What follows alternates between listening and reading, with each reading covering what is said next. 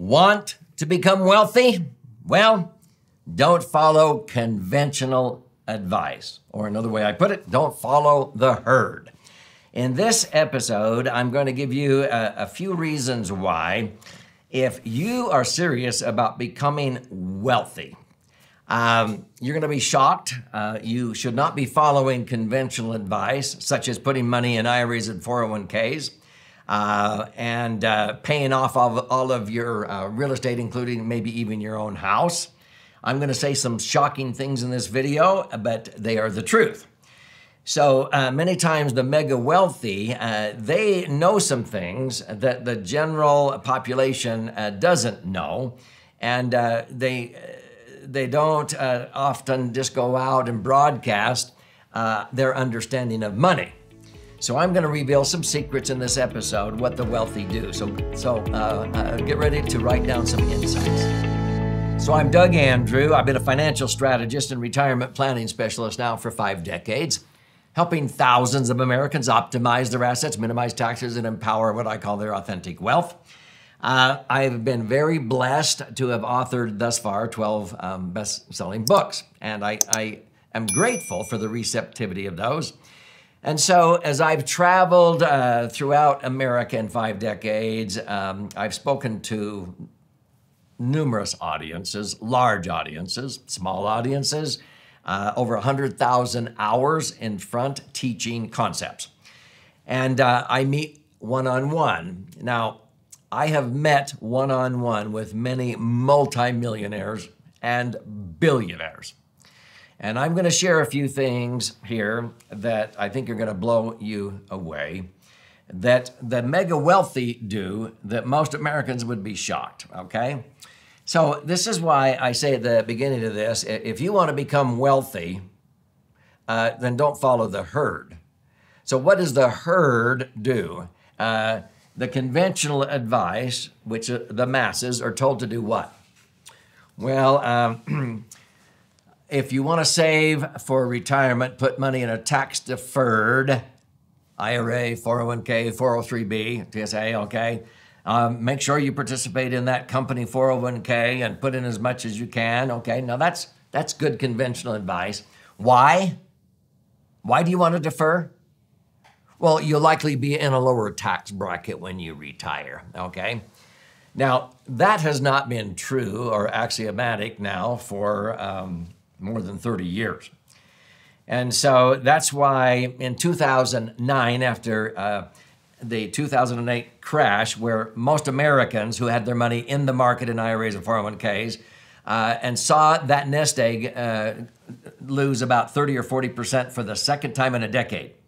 The first time, okay, let's say you were a retiree getting ready to retire at the turn of the century, and you worked your entire lifetime and accumulated $1 million in IRAs or 401ks following conventional advice, being told you'll likely be in a lower bracket, and just hang in there because the market always comes back. That's conventional advice.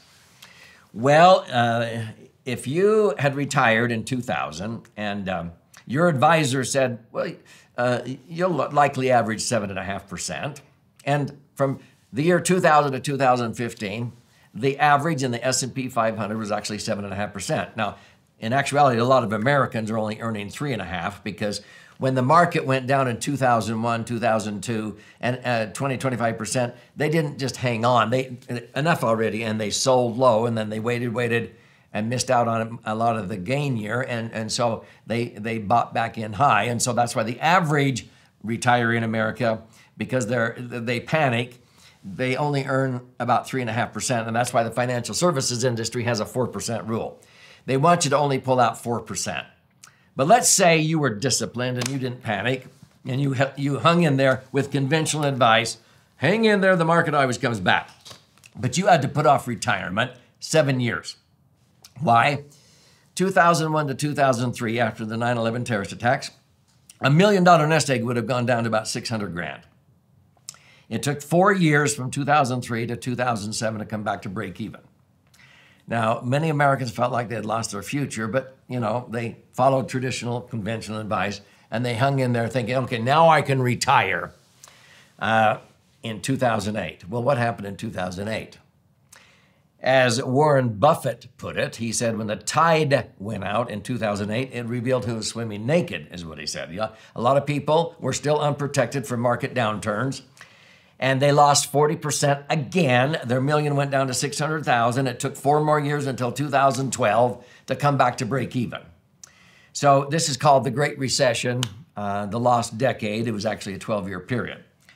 Now, one of the points I want to make in this video is that people using my favorite vehicle, the laser fund, okay, they went through that 12-year period averaging between 9.6 to 11.17% tax-free.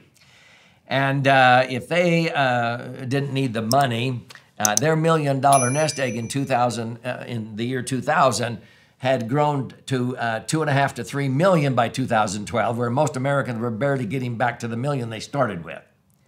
Okay, because following conventional advice, people that just hung in there were barely back to break even. Now, going back to 7.5%, let's say you hung in there and you said, okay, I'm averaging 7.5%, which was the average from the year 2000 to 2015, the S&P. Do you know if you would have been pulling out 75,000 a year at 7.5%, theoretically, you ought to be able to pull out 75 grand a year and not deplete principal. You know what? You would have depleted your principal down to 98,000 in 15 years, even though the average return was 7.5%, because the conventional advice said, you're averaging 7.5. The timing of your retirement was bad. If you just flipped those years and you retired and it was like 2015 and then 2014 and then 2013, the average return is still 7.5, but you would still have over 900,000 of your million by just flipping the sequence of what the market's doing. You do not want to put your retirement under conventional advice at the risk of timing the market, because Wall Street was never designed to create predictable cash flow. So this is why I advise many people at retirement, because at retirement planning is something totally different than maybe what you did for your retirement, if it was IRAs or 401ks. At retirement, I usually recommend people do strategic rollouts. That's not a rollover. A rollover is conventional advice, going from the frying pan into the fire. Conventional advice says, oh, if you don't need the money, even though you're age 59 and a half or older, you don't have a 10% penalty, just leave it there. Keep deferring. That means putting off, procrastinating.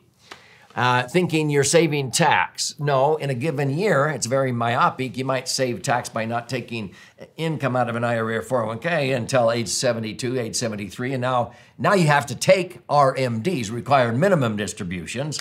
Conventional advice said, take RMDs, thinking you're saving tax. No, that's maybe the least amount of tax in that given year, but you compound it out over your life expectancy, your spouse's life expectancy, and then as it transfers down to your children when you die, they have to pay tax on those IRAs or 401ks they inherit within 10 years. You'll be shocked how much tax you compounded on your IRAs or 401ks. The government has a permanent tax lien. All the growth that you keep deferring is going to be gobbled up a third or more based upon how they tax it. And of course, Congress is trying to raise taxes not only on those, but also on inheritance tax and everything else. Tax, because of they're spending way more than they bring in. Let's not go there right now. So that's one really big area is conventional advice says you'll likely be in a lower tax bracket. Most Americans aren't. They usually are killing their deductions as they go. They pay off their house. The kids are gone. They're not contributing money to IRAs or 401ks. If they had a business and they sold it, they don't have those deductions anymore. And Congress keeps raising taxes directly or indirectly.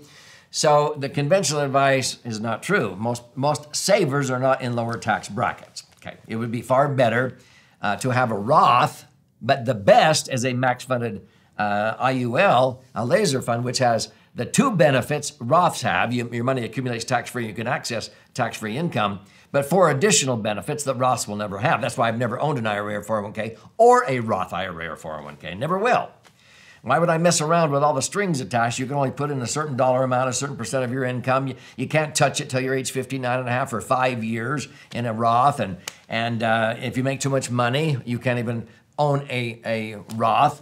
A laser fund is called the rich person's Roth because it doesn't matter how much money you make. You can have a laser fund, and you can set one up to accommodate as little as $500 a month. You don't have to be rich. But you have many, many wealthy people, okay? I'm talking about the wealthy people. Where do they protect their money? In a tax-free laser fund, okay? And when they structure it correctly and fund it properly, they earn, like I do, net rates of return, cash on cash, in excess of 10%. Every $1 million either doubles every 7.2 years at that, or else every $1 million can generate $100,000 a year of tax-free income without depleting principal based on actual historical performance. And you can watch other episodes to understand why. And so why would you mess around with a Roth? You can use a laser fund that's totally tax-free without all the limits and restrictions.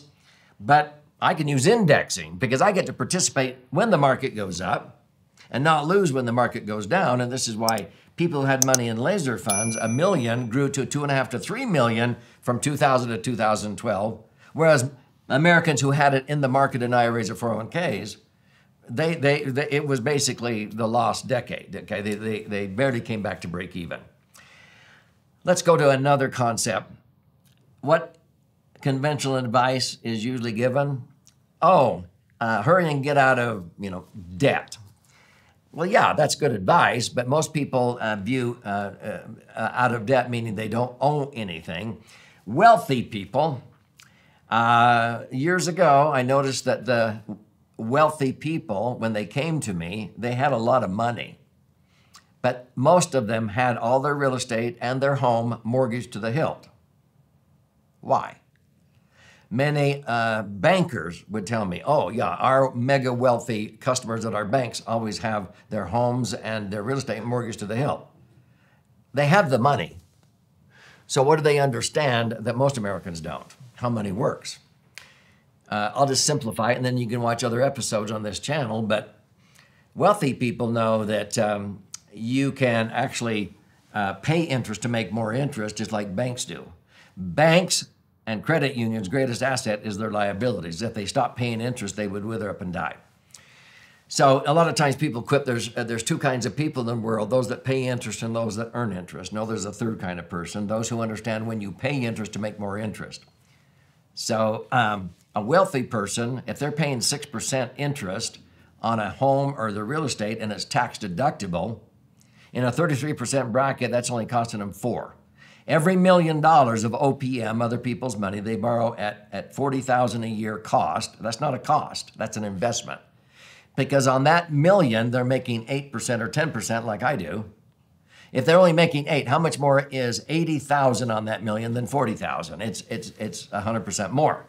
Would you hire an employee for 40,000 if that employee made you 80,000? That's called a 100% return on employment costs. Would you buy a widget machine for 40,000 that made you 80,000? That's called a 100% return on equipment cost. If you do not understand what I just said, then you can save and be comfortable. But if you want to become wealthy, most wealthy people understand safe positive leverage, meaning the ability to own and control assets like real estate or their home or whatever, with very little or none of their money tied up at risk in the asset. Where do they keep their money? Liquid and safe in a laser fund. And the laser fund is what gives them a rate of return, 100%, 200% more. If they borrow money at a net cost of 3, like I have for years after tax, I'm earning 9. How much more is 9 than 3? It's 3 times that. I'll gladly pay 30,000 to make 90,000 because my profit is 60,000. Okay? And so there's a lot of things that people don't understand. If you want to become wealthy, I'll just simplify it. Don't follow the herd. Don't follow conventional advice. And I would recommend you reposition your money. Consider a strategic rollout of an IRA or 401k. Sooner than later, get the taxes over and done with. And you'll have more money. Sometimes when we do this, we increase people's net spendable retirement income by double, triple, and up to quadruple, okay? Those people, other people look at them and say, man, you're wealthy. No, they just understood some things about money and taxes. Same thing about real estate. They get to own the real estate, but they own an asset, but they continue to make money on that asset in addition to whatever it appreciates to, okay? In other words, they're double dipping, as I call it. They get to experience the appreciation on the real estate, but they also earn 100%, 200% more than the cost of mortgages because they understand how money works. And that's how they became wealthy. I've only scratched the surface on this. Hopefully you got some insights here, but if you want to learn more and you're going, what's a laser fund? You can check out the next suggested video. You can check out on this channel. And if you want to read my most recent best-selling book, The Laser Fund, simply click on the link below, go to laserfund.com. And this book retails on Amazon now for 20 bucks or as much as 70 bucks. I'll gift one to you for free. I'll pay for the book. You simply go to laserfund.com and contribute a nominal amount towards the shipping and handling. I'll cover the rest of that, and I'll pay for the book. But if you're in there claiming your free copy of this, I send out priority mail. If you like to listen and learn or watch and learn, there's options there for that. You can even schedule an appointment with a professional that will show you how to have a laser fund structured correctly and funded properly to do what I'm talking about on this channel. Otherwise, good luck, because most financial advisors do not know, frankly, how to do what I talk about, how to structure it correctly, and that's critical. So this is about you, your brighter future, and so watch other episodes on this channel and take action before it's too late, and don't follow the herd if you want to be wealthy.